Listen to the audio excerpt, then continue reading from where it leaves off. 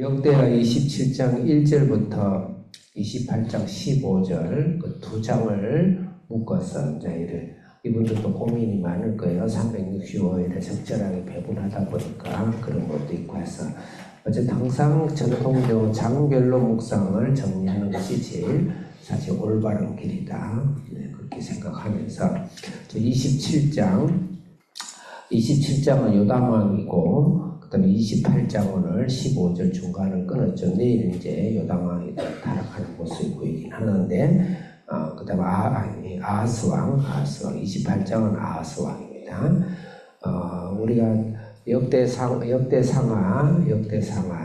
읽을 때는 일단 우리가 원칙선에서 구속사적으로 열왕기상하는 Y 예수님을 믿어서 천국을 가느냐, 예수님을 믿지 않아서 지옥을 가느냐, 북이스라엘은 지옥을 선택했고 남유다는 천국을 선택했다. 제가 조금 쉽게 설명하려고 단정적으로 이야기한 거예요.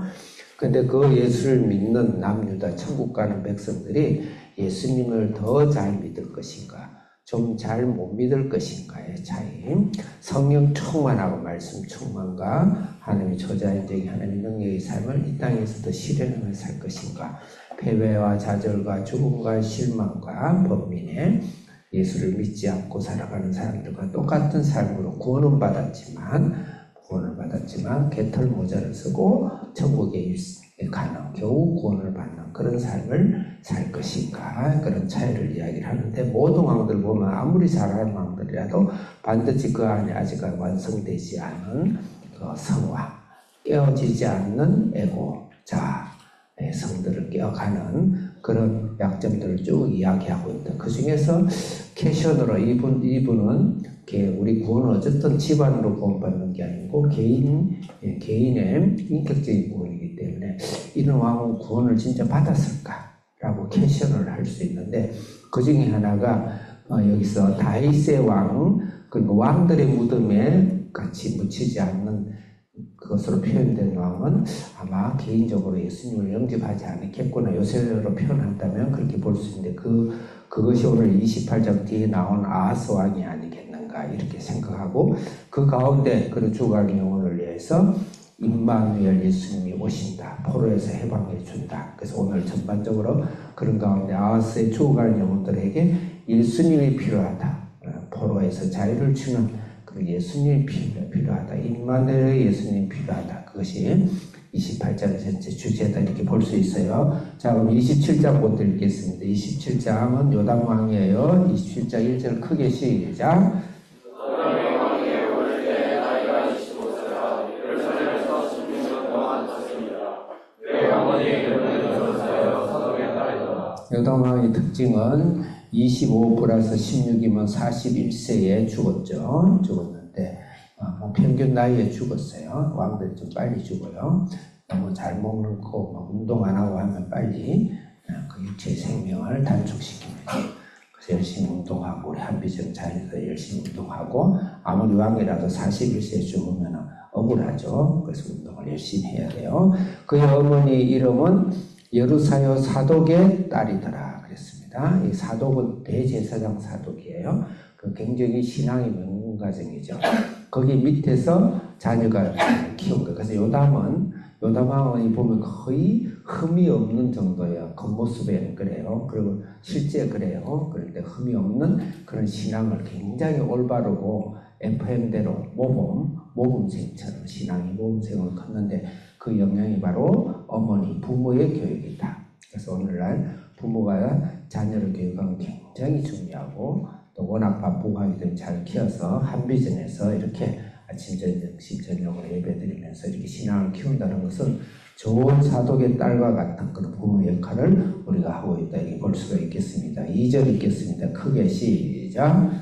너는 아버지 이스라엘 모든 행위대로 여호와 보시기에 정직하게 행하였으나 여호와의 성전에는 들어가지 아니하였고 백성은 여전히 기뻐하였더라. 여기서 전반부는 여호와 보시기에 정직히 행했더라. 참 이 표현을 하는 것이 쉽지가 않죠. 근데 유다 왕들은 대부분 다 여호와 보시기에 정직하고 다윗의 길을 갔더라.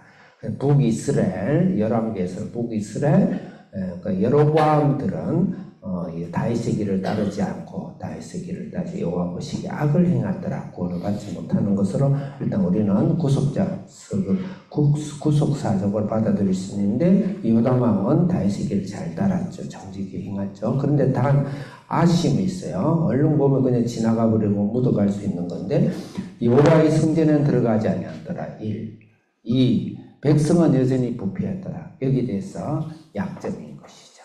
우리 안에서 있는 약점이 무엇이냐? 우리는 끊임없이 육체의 본성과의 싸움에서 사도 바울이 수십 년째에도 어마어마한 믿음의 거장이 오라 나는 공고한 사람이로다. 나를 사망의 늪으로 몸으로 나를 이끌어가는도다. 마음은 원이로다. 육신이 약하도다. 그래서 고백을 하는 하나님의 끊임없이 내 육체의 싸움과 성령과의 전투적인 삶을 사는 그런 관점으로 볼 때 아스가 그 부분에 약한 부분들이 있죠. 여호와의 성전에 들어가지 않더라. 그 아버지가 누구였죠? 아버지는 누구였어요? 우시아였어요. 우시아. 하나님 우습게 생각을 해가지고 말년에 벌을 받죠. 이마에 문둥병이 하죠. 그러면 우시아 성전에 가서 함부로 대제사장이 해야 될 일을 자기가 해요. 다시 말해서 자기 업적과 자기 삶과 자기 공로를 예수님 이름 대신하겠다라는 거. 예수님 이름에 뭔가 공로를 갖다 얹겠다는 것은 그건 하나님 큰 천벌을 받아요. 그 성전에 간섭하다가 그게 겁이 나니까 이 요담은 아예 성전에 들어가질 않았어요. 신앙은 죽은데 성전에 들어가 백성들에게도 가르치지 않았어요. 그러니까 굉장히 그 보신주의적 신앙이죠. 오늘날 교회가 내 교회만, 죄송합니다. 한국 교회는 그런 교회가 없을 거라 봐요. 내 교회만 물량을 키우고 살을 찌고 내 교회만 견이고 우리 목사만 목사고 우리 선교사만 선교사고 하는 그런 부분에 우리 24일 수가 있죠. 그래서 요 다음에 개인적인 신앙은 두려움의 신앙입니다. 두려움도 죄라는 것이죠. 두렵잖아요. 두려움도 죄예요. 그래서 내 안에서 신앙 안에서 나 원천적으로 두려움으로서 나를 발전시키지 못하고 믿음으로 깨지 못하는 트라우마가 있다면 주님의 기도에 개인마다 다 다를 거예요. 영적일 수도 있고 정신적일 수도 있고 물질적일 수도 있고 실력적일 수도 있고 예수 그리스도의 이름으로 여러분들의 트라우마, 여러분의 벽을 두려움을 깨고 하나님 나라로 왕 같은 하나님을 다스리기를 여러분을 축원합니다. 그 전신과 약점을 깨는 신앙이 필요하다. 그것도 하나의 죄다. 그것도 우리가 반드시 넘어야 될 여러분 그 사업이든 직장이든 자녀이든 어떤 일이든 우리 선한 싸움을 싸우기를 바라겠습니다. 자, 그 다음에 3절 읽겠습니다. 크게 시작.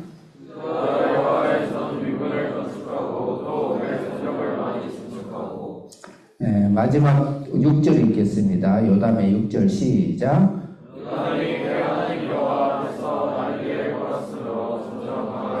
그래서 개인 신앙은 대단히 좋은데 나의 두려움을 해서 여호와의 성전에 들어가지 아니하였더라. 그래서 우리가 믿음으로 나의 장벽을 깨고 이 땅의 사명을 깨고 또 우리가 직장 속으로 도시 속으로 자정 속으로 들어가고 더 나아가서는 이 복음을 자녀들에게 잘 상속시키고 더 나아가서는 이 세상의 복음을 증거하는 사람이 돼야 돼요. 예루살렘 교회가 바로 이 요담의 신앙이에요. 자기 안에서 나가질 않았죠.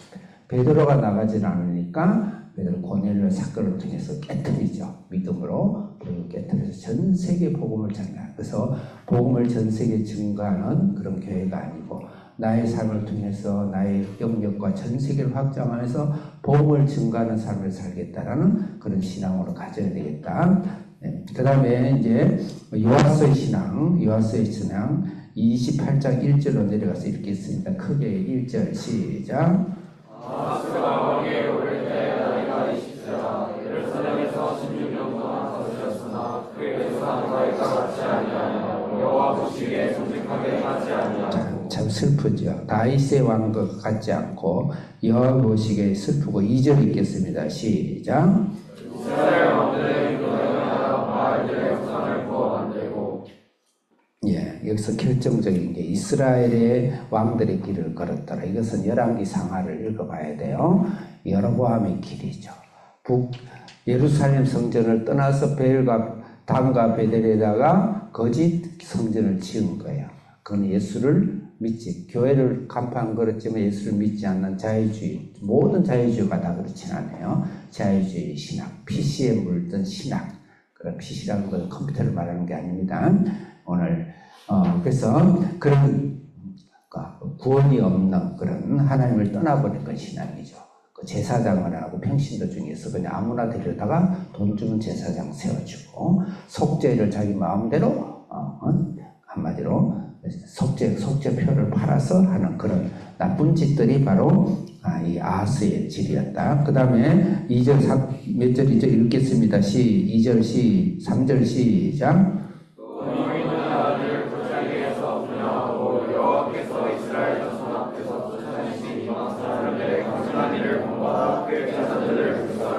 네, 여기서는 흰놈의 아들이 꼴짝이라는 것은 몰래 제사, 자녀를 불태워서 제단에 바치는 거예요. 설마. 오늘날 그 몰래 제사는 어떤 형태가 있나요? 자녀의 영혼을 팔아버리고 자기 명예와 자기 자존심과 자기의 영광을 위해서 자녀들을 공부의 수단으로, 자기 영광의 수단으로 키우는. 그래서 오늘날 공부의 대부분 목적이 죄송한데 강남에 가면 그 모든 신앙이 그렇다는 게 강남 사람들이 좀 그렇죠. 그렇게 키우는 거. 그래서 그 자녀 주일 이렇게 예배 안 드려도 돼. 그냥 뭐 신앙은 나중에 대학 가면 네가 다 성공하면 알아서 해. 그렇게 해서 자녀를 영혼을 팔아버리는 그런. 또 오늘 현실적으로 낙태라든지 시험관 아기로 해서 시험관 아기로 요새는 태어난 애들도 많아요. 그거는 축복된 일이지만 그 한 생명을 키우기 위해서 수 없는 온전한 생명을 태아의 시험관 안에서 수백 명, 수천 명을 죽입니다. 실제 그래요. 그래서 혹시 그런 부를 맹벌하는 게 그건 어쩔 수 없는 거 앞으로는 기도를 해야 되죠. 그런 것들도 하나님께서 굉장히 슬퍼하신데 어쨌든 자녀를 자기 이기와 영광을 위해서 쓰고 결국 자녀의 영혼을 뺏어가버리는 그런 제사들 하나님이 가만두지를 않죠. 자, 그 다음에 정리하겠습니다. 그 위에 보면은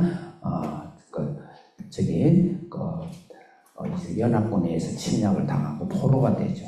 포로가 되어서 그렇지만 포로를 다시 돌려주죠. 이것은 바로 이사야 7장 14절에 임마누엘. 그래서 여기가 이사야서에서는 이 왕을 임마누엘 하나님의 명칭을 쓰고 있어요. 예수님이 그런 죽음 가운데서도 우리를 구원하시고 우리를 포로에서 해방시키는 예수 그리스도만이 답이다.